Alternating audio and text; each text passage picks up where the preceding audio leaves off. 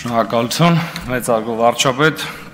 ազգային ժողովի մեծարգո նախագահ, հարգելի գործընկերներ, սիրելի հայրենակիցներ։ Վերջին օրերին շատ քննարկվեց Հայ-առաքելական Սուրբ եկեղեցու բարձրաստիճան սպասավորների կուսակրոնության ուխտը խախտելու հարցը։ Սրա վերաբերյալ հրապարակային բազմաթիվ հարցադրումներ արվեցին կոնկրետ անձանց մասով, եւ եթե նախորդիվ այս հարցը մեր հանրության մեծամասնության շրջանում մշտապես եղել է ընդհանրապես ասեկոսեների մակարդակում քննարկման առարկա,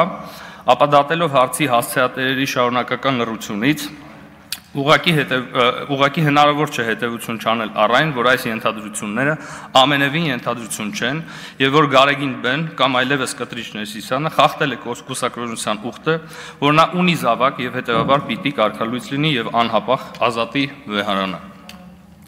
Այս հարցն իհարկե տարբեր քաղաքական եւ հասարակական խմբերի կողմից արժանացավ տարատեսակ արձագանքների, հաճախ կենտրոնանալով հարցի բարձրացման ձևի վրա եւ անտեսելով բուն բովանդակությունը։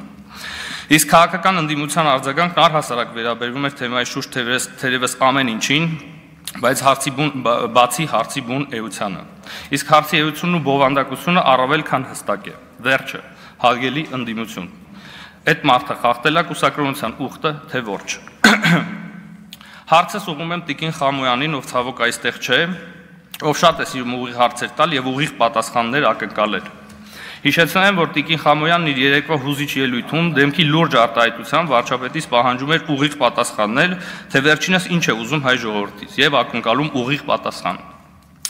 Հիմա Տիկին Խամոյան հարցի տարբերություն ձեր հարցին ամենևին հռետորական չէ, ուստի դրան ուղիղ պատասխանները շատ ավելի հեշտ է։ Վերջը Կտրիչ Ներսիսյանը խախտել է կուսակրոնության ուխտը, թե ոչ։ Այո կամ ոչ։ Այսա как раз եկել է Տիկին Խամոյանը։ Ունեք պատասխան Տիկին Խամոյան։ Չունեք։ Չեք պատասխանում եւ գիտեմ ինչու չեք պատասխանում, որովհետեւ գիտեք, որ մենք եւ մեր հանրությունը գիտենք հարցի պատասխանը եւ հետեւաբար որևէ պատասխան չի բխում ձեր շահերից, քաղաքական ցուցվանգի մեջ եք։ Ինչևէ, սիրելի հայրենակիցներ, ես ամենևին Հայ-առաքելական Սուրբ եկեղեցու այն հետևորդներից չեմ, ով ամբողջությամբ ուսումնասիրել եւ տիրապետում է եկեղեցական ներքին կանոններին ու ընթացակարգերին, ինչպես օրինակ վարչապետն է, ավելին նախքան հայտնի կուսակրոնության հարցի քաղաքական օրակարգում հայտնվելը, ես նույնիսկ վստահ չէի, որ դա կաթողիկոսին կարգալույծ անելու հիմք է։ Իհարկե հայրմերը գիտեմ, նոր կտակարանը կարդացել եմ, ընդ որում մի քանի անգամ։ Ունեցել եմ բազմաթիվ հարցեր, դրանք տարբեր առիթներով քննարկել եմ մի շարք հոգևորականների հետ եւ տպավորված եմ եղել բառից դրական իմաստով։ Եվ վստահ եմ, որ իմ նման շատերն ունեցել են եկեղեցու հետ շփման նույնքան փորձառություն, ինչքան ես։ Սակայն ես եւ իմ նմանները նույնիսկ չտիրապետելով կուսակրոնության ուխտի եւ այլ կանոնների մշտապես զգացել ենք, որ մի բան այն չէ։ Եվ եթե փորձեմ համառոտ նկարագրել, թե ինչը այն չէ, ասածս կլինի հետեւյալը։ Մեր եկեղեցու սպասավորները բաժանվում են երկու տեսակի։ Առաջին, բառից ուղիղ իմաստով հոգևորականներ, ում լոկ ներկայությունն արդեն իսկ հաղորդում է օրհնության, վեհության, խաղաղության, հոգևոր հանգստության էներգիա, ովքեր իսկապես իրենց մեջ կրում եւ հաղորդում են Աստծո ներկայությունը։ Եվ երկրորդը, հոգևորականի քողի ներքո հայտնված հոգևոր արժեքներից զերծ անձինք, ում ներկայությունն առաջացնում է նվազագույնը դատարկության եւ խավարի զգացողություն։ Եվ ցավալիորեն, սիրելի հայրենակիցներ, այս տեսակն է հայտնվել եկեղեցու ղեկին, եւ սա է թերևս այստեղ մի բան այն չէ զգացողության հիմնական պատճառը։ Սրանց մեղքերն իմ ընկալմամբ շատ ավելի ծանր են, քան բոլոր աշխարհիկ կյանքով ապրող մեղավորներինս, քանզի պայմանական նույն իսկ հաճախ ավելի ծանր մեղքեր գործում են Աստծո անվան ներքո։ Սա թերևս փարիսեցիության ամենագրոտեսկային դրսևորումն է։ Այսա, հարգելի ընդդիմություն, դասական սրբապղծություն է։ Շարունակելով ձեզ հետ կիսվել եկեղեցականների հետ ունեցած շփման փորձառությունից, ձեր թույլտվությամբ կխոսեմ վերոնշյալ խմբի ամենակարկառուն ներկայացուցիչներից մեկի, Մայր Աթոր Սուրբ Էջմիածնի դիվանապետ Արշակ arczepiskopos Խաչատրյանի մասին։ Հարգելի գործընկերներ, Եկեղեցի կառավարություն հարաբերությունների հանձնաժողովի շրջանակում վարչապետի աշխատակազմի ղեկավարի կարգավիճակում վարչապետի կողմից նշանակվել էի կառավարության ներկայացուցիչ եւ ահա այս աշխատանքային ձևաչափում առիթ եմ ունեցել շփվել վերոնշյալ սուբյեկտի ղեկավարած պատվիրակության հետ։ Ցանկացած բանական մարդու մտքով կանցներ, որ օրակարգի առաջնային հարցերի շրջանակը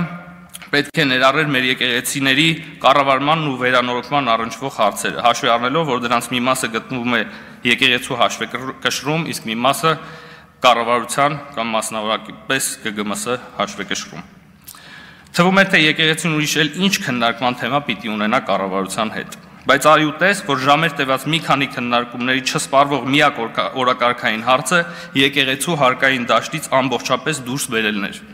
որն ըստ էության փաստացի իրողություն էր այդ պահին, սակայն օրենքով ոչ ամրագրված։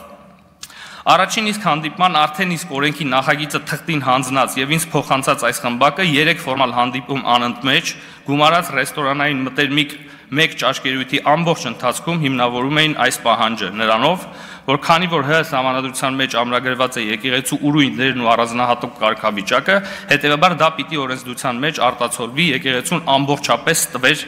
տեղափոխելու տեսքով, այդ թվում ներդրումների մասով։ Մարդիկ մաքսատուրք չէին ուզում վճարել, ինչն իհարկե անընդունելի էր կառավարության համար։ Հարգելի գործընկերներ, կարծում եմ չափազանցած չեմ լինի, եթե այդ օրերի հոգեվիճակս բնութագրեմ սուր կոգնիտիվ դիսոնանսով պայմանավորված էկզիստենցիալ ճգնաժամով։ Մի հոգեվիճակ եւ որևէ երևույթի տվյալ պարագայում հոգեվորականի կերպարի վերաբերյալ նախկինում ունեցած բոլոր պատկերացումներդ լղոզվում են կամ պտտվում գլխի վայր եւ ինքդ սկսում ես քեզ հարցել տալ. լավ, արդյոք նորմալ է, որ սրբազանի վեղար կրող վերոնշյալ սուբյեկտը պտտվում է Mercedes Magnus-ի G-Class AMG Geländewagen մոտ $100,000 արժողությամբ ավտոմեքենայով, ունի անձնական վարորդ ու առանձին դուռ բացող փակող։ Արդյոք նորմալ է, որ սրբազանի կոչում ունեցող վերոնշյալ սուբյեկտը խոսքի մեջ օգտագործելով հայհոյանքներ, հավանաբար դրանով փորձելով հետս ոչ ֆորմալ կամ ընկերական գիծախբերական խոսակցություն ծավալել, կիսագողական փողոցային բառապաշարով շփվի պետական այրերի հետ։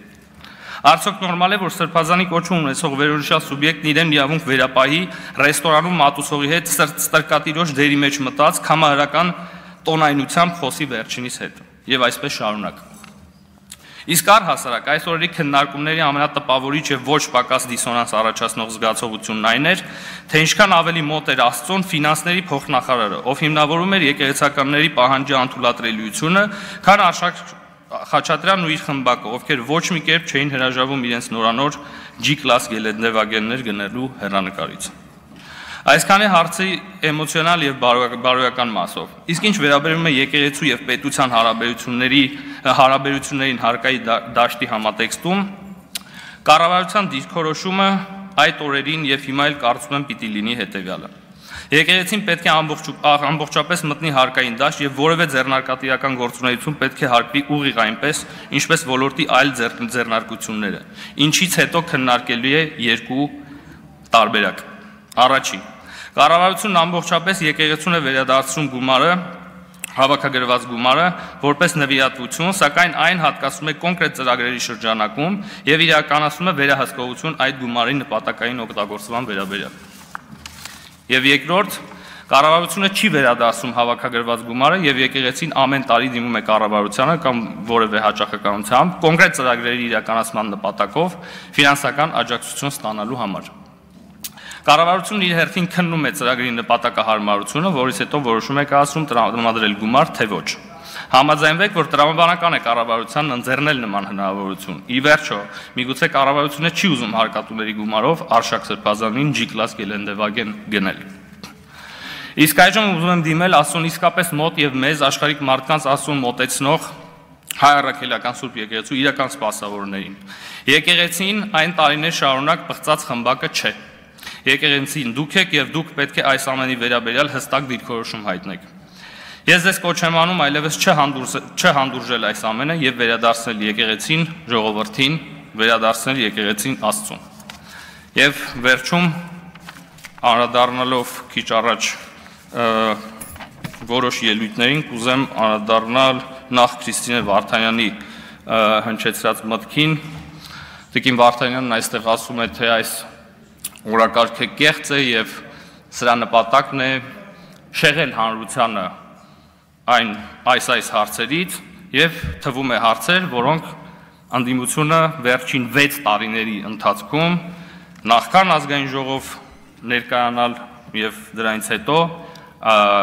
ամեն օրը տասնյակ անգամներ բարձրաձայնում են։ Ասած Էլինար Վարդանյանի դուք adekvat եք, ես ուզում եմ հասկանալ դուք ժողովրդին իսկապես անմեղսունակի տեղ եք դրա, այսինքն 6 տարի նույն բանը կրկնել ու ասել մենք այդ հարցերից խուսափում ենք Ես կարծում եմ դուք իսկապես պետք է աշխատեք ձեր վրա։ Շնորհակալություն։ Շնորհակալություն, Աննա Գրիգորյան, համեցեք։